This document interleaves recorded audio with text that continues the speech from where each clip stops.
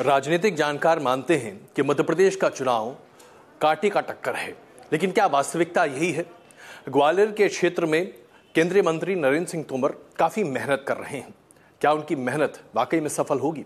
News nation पर बात करने के लिए इस वक्त मौजूद हैं केंद्रीय मंत्री तोमर साहब। तोमर साहब, आप लोग मेहनत जबरदस्त कर रहे हैं, लेकिन तमाम टीकाकार ये कहते हैं कि ये कांटे का मुकाबला है और ऊंट किसी भी करवट बैठ सकता है। क्या ये वास्तविक है?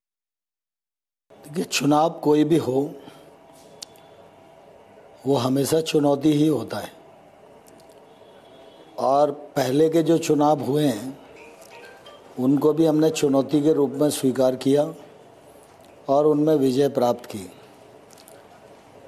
2018 का चुनाव भी चुनौती है, लेकिन जब इस चुनौती को मध्य प्रदेश में भारतीय जनता पार्टी के कार्यकर्ता सब मिलकर स्वीकार करते हैं तो मुझे लगता है कि विजय में किसी भी प्रकार की शंका नहीं होती।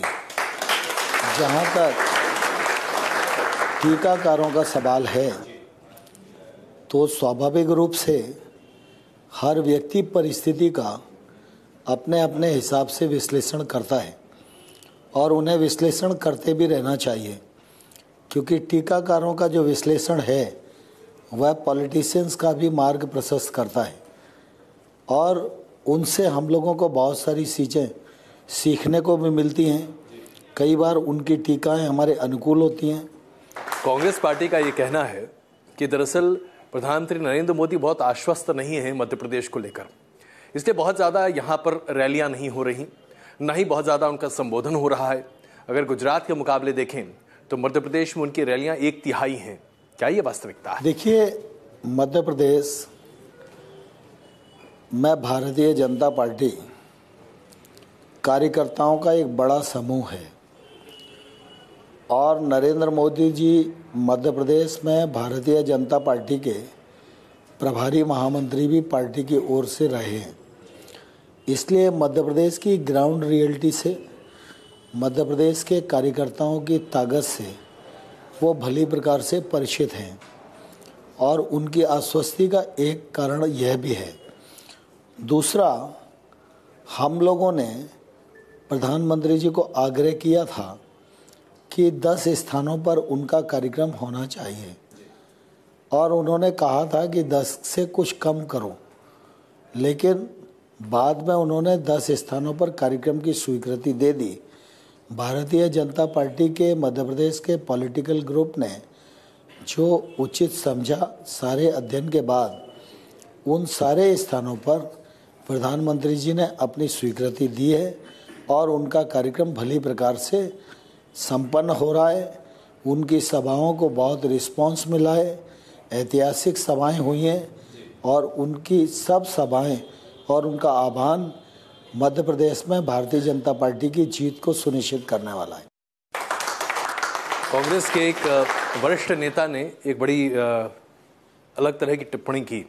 उनका ये कहना है कि छत्तीसगढ़ में पोस्टर्स पर रमन सिंह का चेहरा बहुत बड़ा दिखाई देता है, वाजपेयी जी ज़रा परिदृश्य में दिखाई देते हैं, मोदी जी, अमित शाह जी, ये सब बहुत छोटे छोटे दिखाई देते हैं।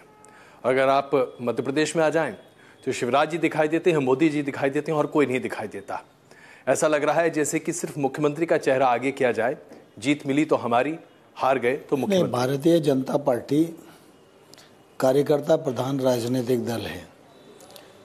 जो हमारा अध्यक्ष हो, जो हमारा प्रधानमंत्री हो, वह निश्चित रूप से पब्लिक में हमारा नेता होता है और चुनाव किसी न किसी के नेतृत्व में लड़ा जाता है जिसे पार्टी तय करती है, लेकिन जो नेता नेतृत्व में चुनाव लड़ाते समय विजय को सुनिश्चित करता है, वह भी जीतने के बाद यह स्वीकार करता है कि यह उनकी अपनी जीत नहीं, भारतीय जनता पार्टी के हजारों हजार कार्यकर्ताओं की और जनता के आशीर्वाद की जीत है। राहुल गांधी जी ने बहुत यात्राएं की हैं मध्य प्रदेश में, इंदौर में चाट खाने से लेकर सब कुछ किया है। आपको लगता है कि उनकी यात्राओं से बहुत फर्क पड़ रहा है कांग्रेस के कैंपेन पर, और दरअसल कांग्रेस के कैंपेन को बल मिल रहा है? देखिए, आजकल राजनीतिक क्षेत्र में मीडिया में बने रहने के लिए कई बार नेताओं को नौटंकी करने की ज़रूरत होती है।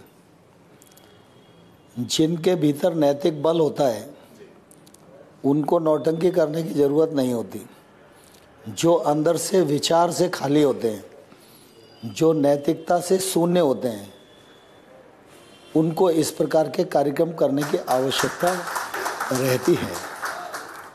आपकी पार्टी के एक वरिष्ठ नेता हैं, छत्तीसगढ़ के हैं, और उन्होंने राहुल गांधी के बारे में एक टिप्पणी की थी। बाद में उन्होंने कहा इसे बहुत ज़्यादा पब्लिसाइज नहीं करना चाहिए। उन्होंने कहा बड़े नितांत मूर्ख व्यक्ति हैं। क्या आपको ऐसा लगता है? जहाँ तक राहुल गांधी का प्रश्न है, वो एक पार्टी के बड़े नेता जरूर हैं, लेकिन वो विचार शून्य हैं, नैतिक दृष्टि से शून्य हैं और विजन की दृष्टि से भी वो पूरी तरह शून्य हैं। लेकिन एक राजनीतिक दल ने उनको अपना अध्यक्ष बना रखा है, इसलिए आगे उन्हें चलना है। आपके माध्यम से जनता के बीच में उन्हें पहुंचना है, तो पहुंचने का प्रयास करने के लिए वो कुछ टोटकों का सहारा लेते हैं।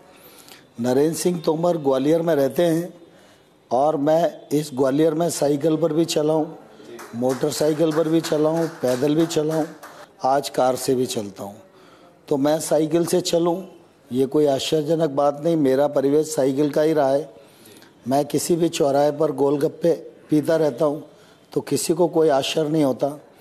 लेकिन ज्योतिरादित्य को लोकतंत्र में वोट प्राप्त करने के लिए और अखबार में खबर बनने के लिए पूड़ियाँ बेलने की नौबत आ जाए तो इसको नौटंकी कहा जाएगा।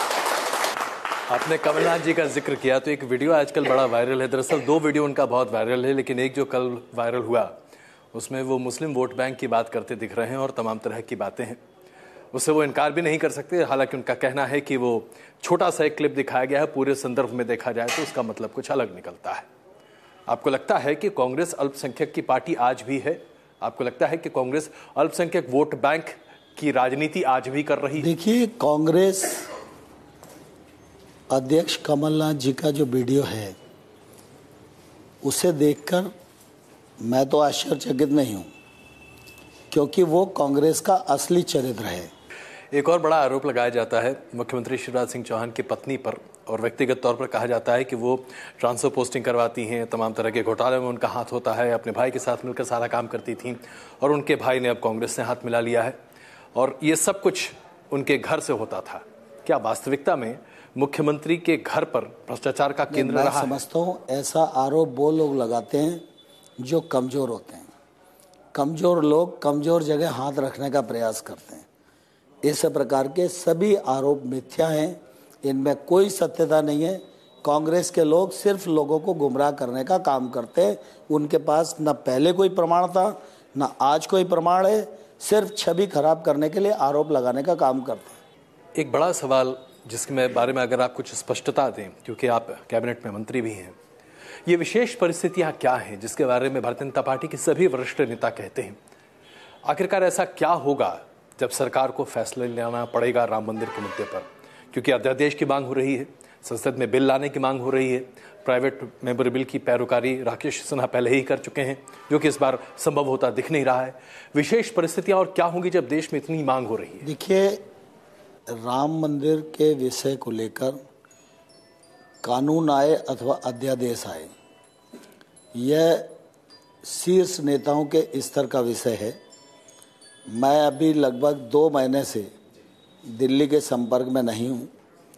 अभी 28 तारीख के बाद जब हम लोग दिल्ली पहुँचेंगे, पार्लियामेंट शुरू होगी, तो निश्चित रूप से इस प्रकार के विषय आएंगे, और यदि उस समय कोई जानकारी अधिकृत रूप से आएगी तो उसके लिए पार्टी तय करेगी कि वो अधिकृत जानकारी किसको कौन दे और कौन नहीं दे। लेकिन अभी इस विषय में मेरी कोई जानकारी नहीं। तो अंततः ये बता दीजिए, इस बार 165 से कितना प्लस और कितना माइनस? इस बार भारतीय जनता पार्टी के कार्यकर्ताओं ने अपने विभिन्न प्रकार के कार्यक्रमों का क्रियान्वयन करते समय जो फीडबैक दिया था, उसके आधार पर 25 सितंबर को कार्यकर्ता महाकुंभ में हम लोगों ने अब की बार 200 पार ये नारा दिया है। लक्ष्य बड़ा है, लेकिन हम लोगों की कोशिश होगी कि इस लक्ष्य तक हम पहुँचें। बहुत धन्यवाद निशिंग जी हमसे बात करने के लिए, और हमारी शुभकामनाएं, कम से कम आपकी कोशिश। बहुत धन्यवाद।